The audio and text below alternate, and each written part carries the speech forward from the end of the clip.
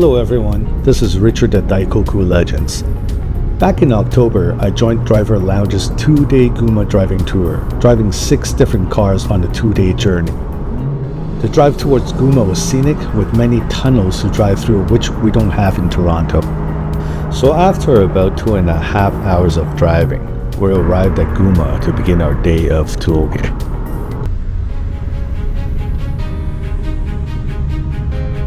The Suzuki Alto Works Monster is a Japanese K car. It is one of only 2 Monster Sport-tuned version 5 Alto Works in the world and has a turbocharged engine boosting the horsepower from stock of around 64 horsepower to about 100 horsepower.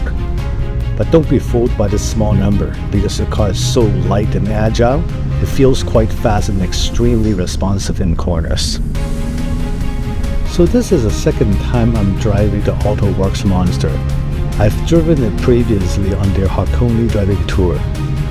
The difference here at Gunma is that there are a lot more back-to-back small radius turns on narrow lanes, testing the agility and responsiveness of the cars. The Alto Works Monster is so precise that it just goes where you point it. The throttle is very responsive to the touch, with a turbo blow-up valve that swooshes like a boomerang. Don't ask me how a boomerang sounds though, that's the impression that I got. For settings like these Gunma mountains going downhill, where there are not that many long stretches for acceleration, I feel that the agility of the Alto Works puts it in contender to any of the cars in our group. In fact, I think it even has an edge over the GTR due to its much lighter weight for the sharp hairpin turns. For uphill Touge, it is a bit lacking due to its limited horsepower when exiting corners, but not so much for back-to-back corners. To compare the cars that I own, I guess my GR86 would be the closest because of its size. However, the Alto Works is very much different because it has a shorter wheelbase, and at almost half the weight, you can feel its advantage on tight back-to-back turns. So effectively, based on horsepower to weight ratio, it is very close to a GR86. I would think Monster Sport tuning has a lot to do with its handling though, so a regular Alto Works might not feel the same. The seating position is a bit more upright in the Alto Works relative to other sports car. I guess this is because the base is actually not a sports car. Overall, my impression is that this car is a pleasant surprise for anyone that drives it. The nimbleness of a sports-tuned K car is something that we're not able to experience in North America. So if you get a chance to try one, don't pass on it. I assure you'll fall in love with this little car. Now kudos to the team at Drivers Lounge. They have a fleet of JDM sports cars that are focused on being driven. Each and every one of their cars are tuned, complete with very high performance brakes and tires, lending a high degree of confidence to every corner. I was very impressed with the grip that I was getting even in wet conditions, which was very important when you're just a few feet away from the edge of the mountain roads. Their cars are tuned for driving performance more so than aesthetic, which has always been the direction that I would tune my cars also.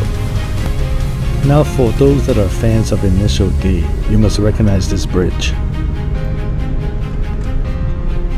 Some of these corners we really had to watch it because of the large amount of leaves on the ground.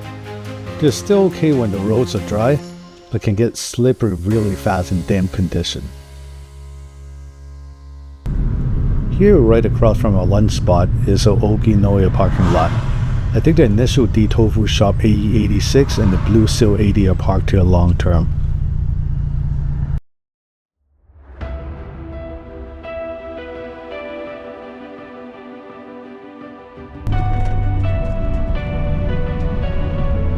I think the RX-7 FD needs no introduction. Drivers Lounge's RX-7 has a full roll cage with a reinforced chassis, and it drives like a race car. With the twin turbo setup, when the second turbo kicks in at around 4,500 RPM, the FD feels like an airplane taking off. So in rainy weather, definitely have to watch out for the RPM exiting corners or the rear end would fly right out. This has happened to me exiting a toll gate on a rainy day in my last tour, where the tail broke traction from the power and spun out a bit, but thank God I recovered quickly. This RX-7 has RE Amecmia exhaust and it screams. You can't really hear it in the video because of my poor audio setup back then. Because the RX-7 is basically a race car, especially with the roll cage, the visibility is a bit less than street cars that I'm used to.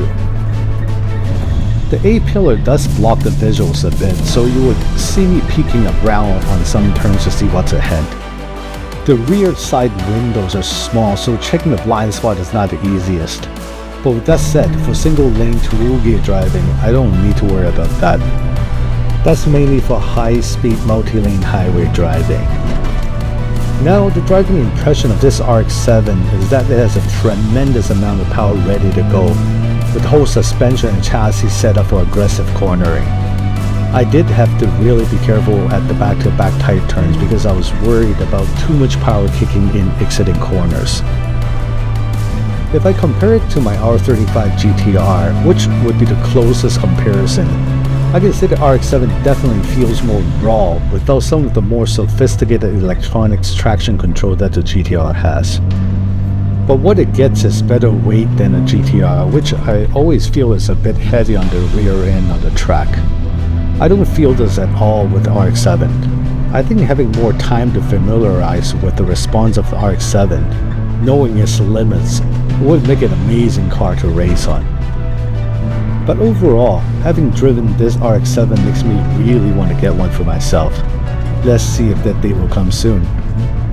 Because of the many small radius turns, there are many blind corners that can have oncoming traffic. So the key is to look farther ahead, stay focused, and be more conservative around every blind corner. You never want to be surprised by a car in the opposite traffic.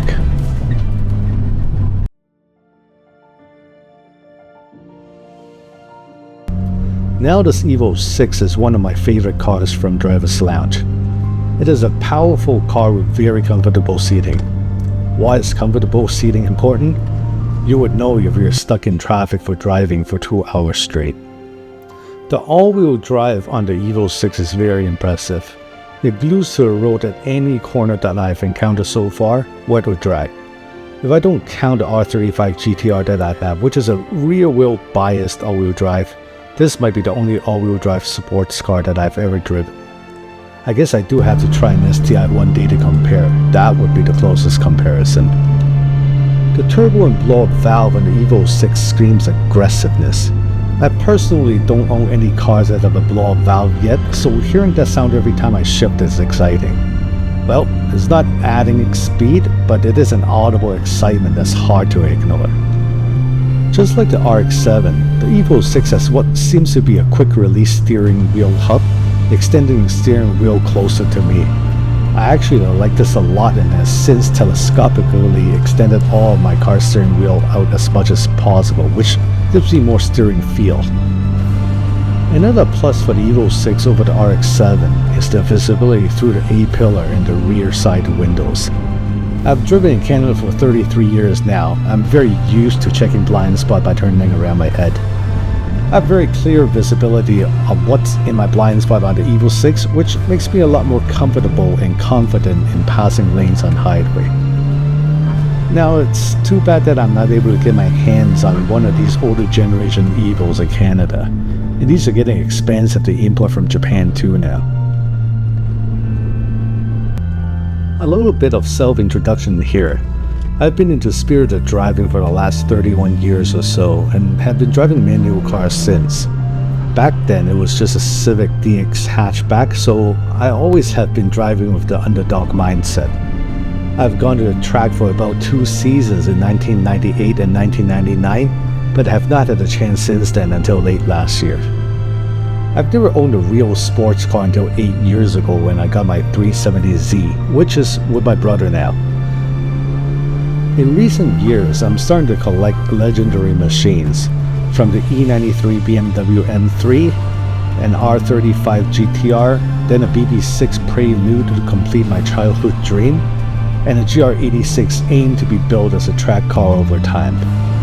I'm starting to get into importing JDM now and have an R32 Skyline GTR waiting to be imported to Canada from Japan, from an auction that I won last month at USS Tokyo.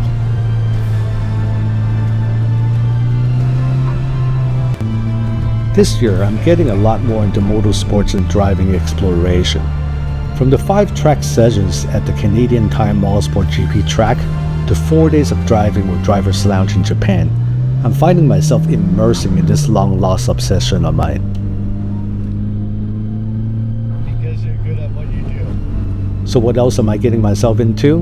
I'm trying to learn how to do some basic maintenance and modifying cars myself also, one small step at a time. I'm a novice in this, but I do find the excitement of being able to do things myself. For those that are fans of Initial D, you must recognize this spot. This is a meet-up spot at the top of Mount Akina where many downhill races start. For the next few minutes, the convoy will drive through the famous Mount Haruna downhill race section, starting with the consecutive hairpins.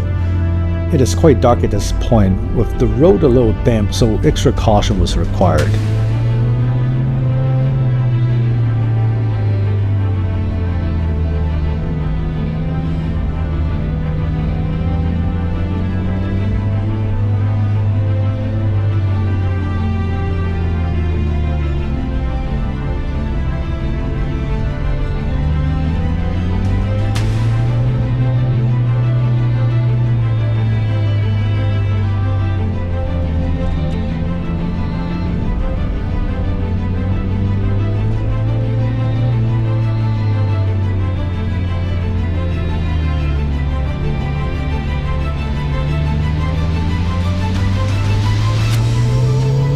And coming up ahead is the final pair of hairpin turns.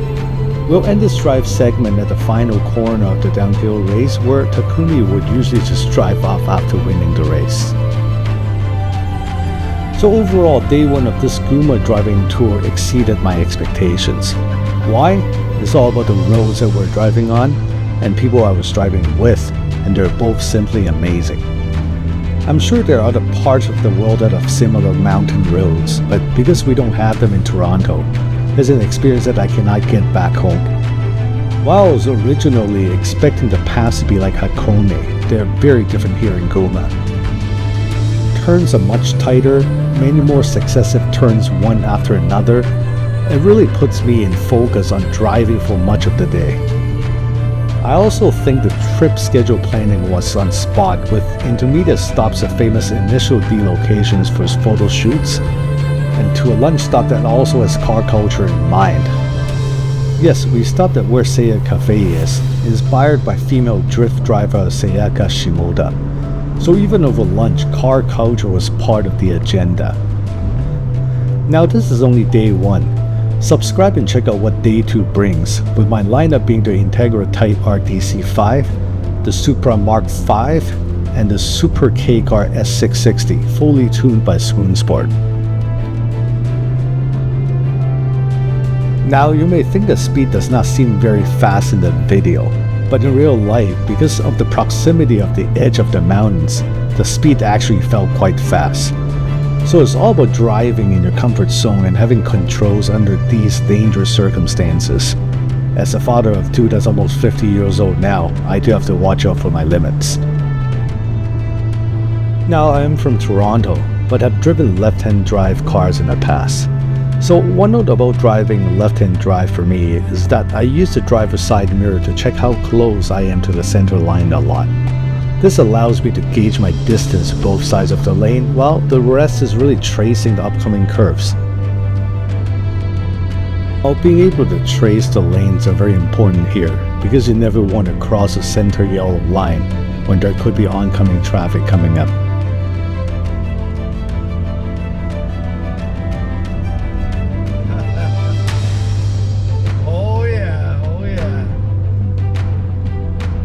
Yeah, so that was my reaction when Josh, our driving tour guide, told us that this is the last corner of the downhill races in Initial D. Now, first of all, I'm in no way affiliated with Drivers Lounge, and this video is not a paid promotion. I'm simply giving my own opinion and experiences with them. I started first riding in my friend's car when he signed up to drive with them in April 2025. But since then, I've gone on 3 driving tours with them, one of them being this special 2-day Gunma driving tour. When I saw that I would be in Asia during this time, I couldn't pass up on it. Actually, my fourth one will be coming up next week when I go to Tokyo Auto Salon. At this point, I'm friends with the team, especially Clement and Josh. Why I like Driver Lounge is that they're more driving focused than other tours. The fact that I can drive more than one JDM legend in one day on mountain roads is simply amazing. Thank you for watching.